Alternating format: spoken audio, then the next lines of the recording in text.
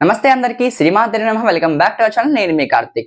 So already మనం ఎన్నో నామాలు చేసుకుంటూ వచ్చాం అమ్మవారి గురించి. లైక్ అమ్మవారి కళ్ళు, పెదాలు, వర్ణన, అలాగే అమ్మవారి తాటంకాల వర్ణన, ఇలా ఎన్నో నామాలు చేసుకుంటూ వచ్చాం కదండి. సో ఈ రోజు మనం ఒక అద్భుతమైన నామం చేసుకోబోతున్నాం అనమాట. ఈ నామం చూడడం వల్ల మనకు కలిగే ప్రయోజనాలు ఏమిటి, అలాగే ఈ నామం ఎందుకు వశిష్ఠ వాగ్దేవతలు పెట్టారని కూడా వీడియోలో ఎక్స్ప్లెయిన్ చేసుకోబోతున్నాం. ఫస్ట్ నామం తెలుసుకుందాం, తర్వాత వాటి క్లియర్ ఎక్స్ప్లెనేషన్ మీకు ఈ వీడియోలో జరుగుతుంది అనమాట. సో కంప్లీట్ చూడడానికి ట్రై చేయండి వీడియో అంతా కూడా. నామంలోకి వెళ్ళిపోద్దాం మనం.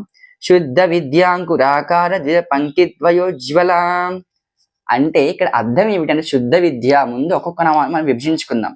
శుద్ధము అంటే ఏంటి, పరిపూర్ణమని అర్థం అనమాట.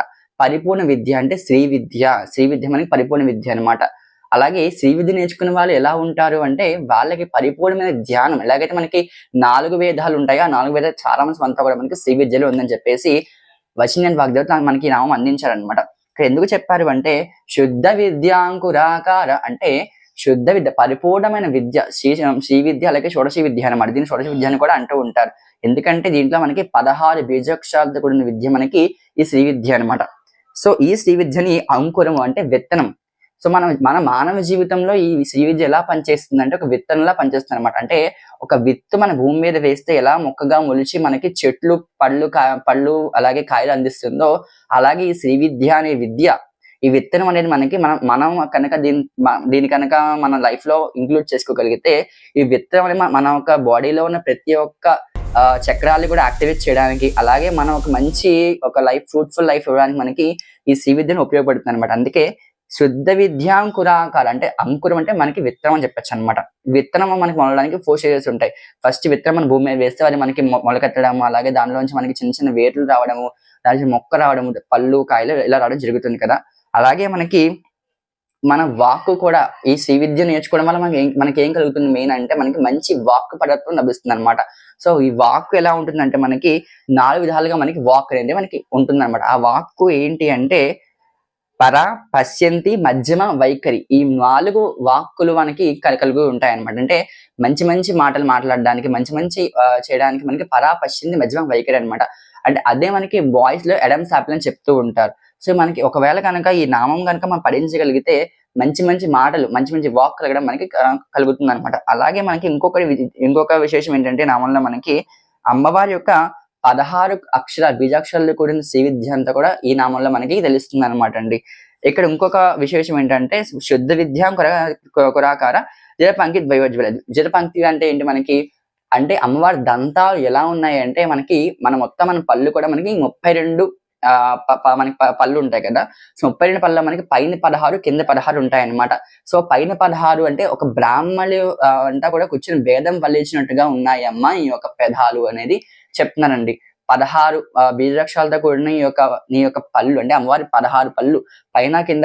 విజయపంక్తి 2 అని చెప్పేసి అర్థమవుతుంది. విజయము అంటే 2 అనమాట. విజయపంక్తి అంటే 2 దంతాలు, ఆ 2 పేర్స్ అనమాట. పైన పేరు కింద పేరు కలిపితే బ్రాహ్మణులు వరుసగా కూర్చుని నీ వేదం ఉచ్చరించినట్టుగా ఉందమ్మా నీ పెదాలు కాంతి అని చెప్పచ్చు. మీ దంత కాంతి అని చేసి చెప్తున్నాను అనమాట. అలాగే ఇక్కడ ఇంకొక విశేషం అర్థం చేసుకోవచ్చు ఏంటంటే మనకి పళ్ళు ఊడిపోతూ ఉంటే అలాగే మనకి పళ్ళు మళ్ళీ వస్తూ ఉంటాయి. అంటే 2 సార్లు మనకి పళ్ళు అనేది కూడా వస్తూ ఉంటాయి. చిన్నప్పుడు మనకి పాల పళ్ళు వచ్చి మనకి ఊడిపోతూ ఉంటాయి. పెద్ద మనం మళ్ళీ పళ్ళు అలాగే స్థిరంగా ఉండిపోతాయి. అలాగే మానవ పళ్ళకి అమ్మవారి పళ్ళకి తేడా ఏంటంటే అమ్మవారి పళ్ళు ఊడిపోవు అనమాట. ఎప్పుడు కూడా స్థిరంగా అలాగే ఉండిపోతాయి. సో అందుకే మనకి మానవులకి అమ్మవారికి వ్యత్యాసం ఏంటో చెప్తున్నాను. కానీ అమ్మవారి పళ్ళు తెలుసుకోవడం వల్ల కలిగే ప్రయోజనం ఏమిటి అని ఎవరైనా అడగచ్చు. మానవులకి అలాగే అమ్మవారికి తేడా ఏమిటి అని ఎవరైనా అడగచ్చు. మానవ పళ్ళులు ఎలా ఉంటాయి అంటే మనకి విజము అంటే 2 సార్లు పుట్టుతూ ఉంటాయి అంటే ఒకసారి మనకి పళ్ళు వస్తాయి మన చిన్నప్పుడు, తర్వాత మళ్ళీ మనకి పళ్ళు వస్తాయి. 2 times మనకి పళ్ళు వస్తాయి. అమ్మవారికి అలా ఉండవు అనమాట. అమ్మవారికి ఎప్పుడు కూడా నిత్యము ఆమె సువాసిని కాబట్టి ఆమె దంతాలు అంత స్ట్రాంగ్ గా ఉంటాయి. అలాగే ఇంకొక విశేషం ఏంటంటే మనకి అమ్మవారు వేసుకునే తాంబూల వర్ణను కూడా మనం నెక్స్ట్ వీడియోలో మనం మాట్లాడుకోబోతున్నాం అనమాట. ఇలా శుద్ధ విద్యాంకురాకార అంటే అమ్మవారి యొక్క శ్రీ విద్యా మంత్రం కనుక తీసుకున్నట్టయితే అందరికీ మనకి శ్రీ విద్య ఉపాసన చేయడం కుదరదు కాబట్టి ఆ వశిష్ఠ వాగ్దేవత మనకి ఒక అమృతమైన శ్రీ విద్య మనకి అందించడానికి లలిత సహస్రనామంలో ఈ నామం పెట్టడం జరిగింది అనమాట. శుద్ధ విద్యాంకురాక దిదపంకి ద్వయోజ్వలాయ నమః. సో ఇలా మనకి అమ్మవారి నామాన్ని కనుక చదివితే ఏమవుతుంది, ఈ నామం చదవడం వల్ల ప్రయోజనం ఏమిటి అంటే మనకి ఫస్ట్ ఏంటంటే మనం ఎవరైనా కూడా మంచిగా మాట్లాడాలి. దంతసిరి ఉండాలి. మన దంతసిరి అంటే ఏంటంటే మనకి మంచిగా మాట్లాడే ఒక ప్రభావం మనకి దంతాల నుంచి వస్తాయి అనమాట. సో దంతా మంచిగా మాట్లాడే ఒక గుణం కలగాలి, లేకపోతే మనం ఎక్కడైనా ఎవరైనా ఇంప్రెస్ చేయాలి, పొలిటీషియన్స్ లేకపోతే ప్రజలు ఇంప్రెస్ చేయాలి, ఇలా అనుకున్నప్పుడు మనకి అద్భుతమైన ఈ నామం మనకి పనికొస్తుంది అనమాట. అలాగే చాలా మంది మంచి టీచర్ ప్రొఫెషన్ లో ఉంటారు. సో పిల్లల్ని ఎలాగైనా వాళ్ళ దారిలోకి తెచ్చుకుందాం అనుకుంటూ ఉంటారు. అలాంటి వాళ్ళందరికీ కూడా మనకి ఈ నామం అనేది ఉపయోగపడుతుంది. ఎందుకంటే ఈ నామంలో మనకి శ్రీ విద్య పరిపూర్ణ మంత్రం మనకి ఈ నామంలో ఉంది కాబట్టి ఎవరైనా ఈ నామం అద్భుతంగా చదవడానికి ప్రయత్నించండి.